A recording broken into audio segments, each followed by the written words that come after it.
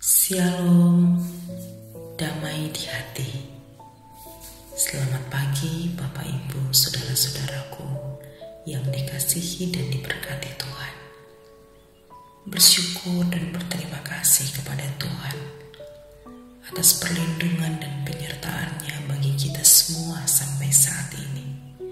Kita boleh berada di hari ke-24 di tahun 2024 dengan mengalami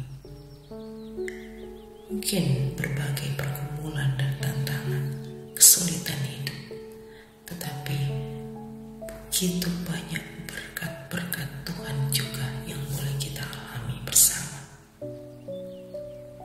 Karena itu mari kita datang bersyukur kepada Tuhan. Kita akan merenungkan firman-Nya, namun sebelumnya mari kita berdoa.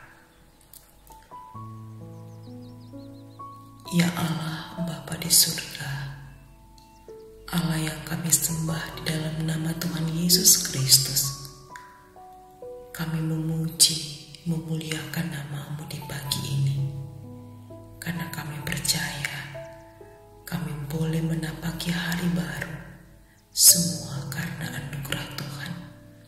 Dan kami rindu mengawali hari ini dengan membaca dan merenungkan firman-Mu.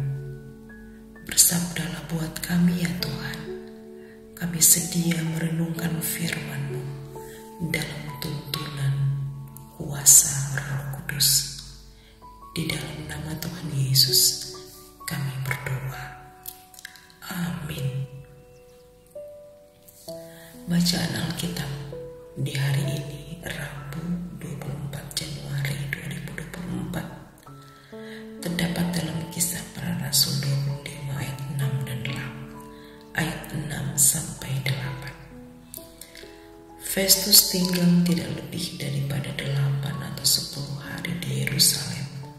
Sesudah itu ia pulang ke Kaisarea. Pada keesokan harinya ia mengadakan sidang pengadilan dan menyuruh menghadapkan Paulus.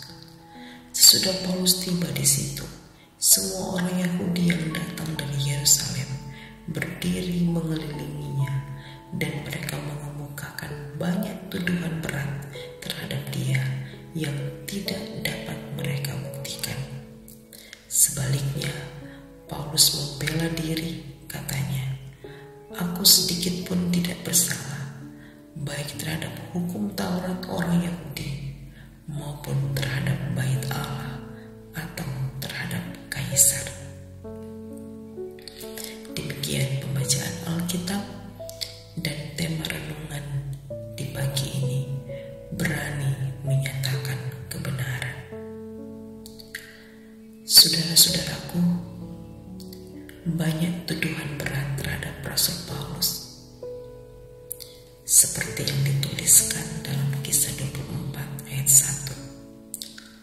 5 hari kemudian datanglah imam besar Ananias bersama-sama dengan beberapa orang tua-tua dan seorang pengacara bernama Tertulus.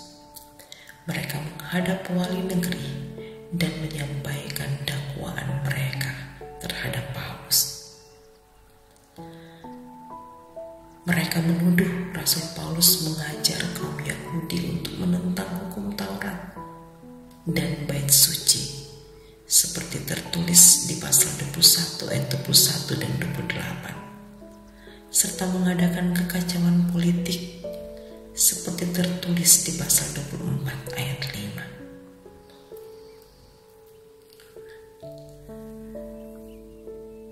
Dan tuduhan-tuduhan ini juga yang diperhadapkan kepada Paulus, seperti dalam bacaan kita di pagi ini. Namun tuduhan-tuduhan itu tidak dapat dibuktikan.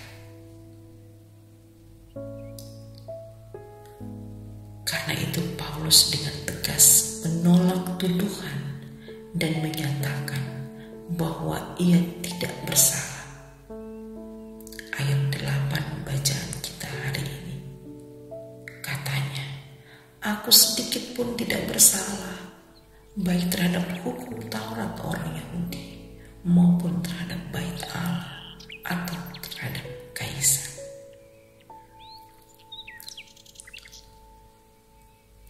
Kata-kata Paulus ini sangat tegas menolak tuduhan yang mengatakan bahwa ia telah menimbulkan kerusuhan atau huru-hara baik di bait Allah maupun tempat lain di kota. Pasal 24 ayat 12 menuliskan itu.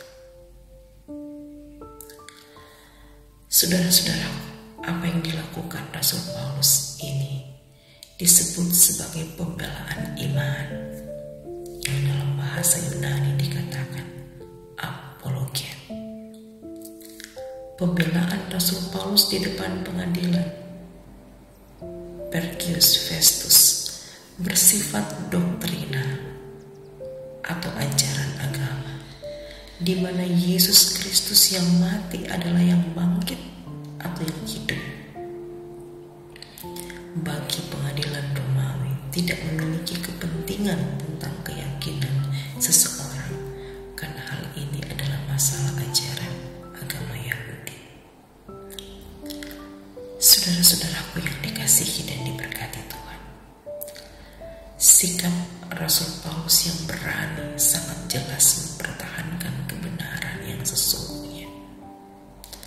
Sikapnya menunjukkan integritas diri, satu kata dan perbuatan, tentang hidup yang taat, tidak cemar, hidup bersih dan setia kepada Yesus Kristus.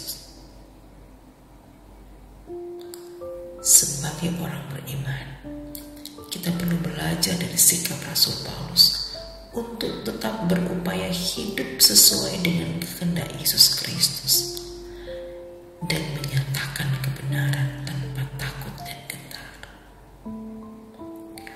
Walaupun itu bukan berarti kita akan terbebas dari pergumulan dan tantangan hidup, malah hidup kita bisa terancam seperti yang dialami Rasul Paulus. Tetapi percayalah saudara-saudaraku, cepat atau lambat kebenaran akan dinyatakan, dan percayalah Tuhan berpihak kepada orang benar. Amin. Mari kita berdoa. Ya Yesus Kristus Tuhan, terima kasih untuk firman-Mu. Mampukan kami untuk berani menyatakan kebenaran, dan bimbinglah kami untuk hidup dalam kebenaran menurut dengan kehendak-Mu. Kami menyerahkan hidup kami di hari ini dalam tuntunan tangan kasih Tuhan. Di dalam nama Tuhan Yesus. Amin.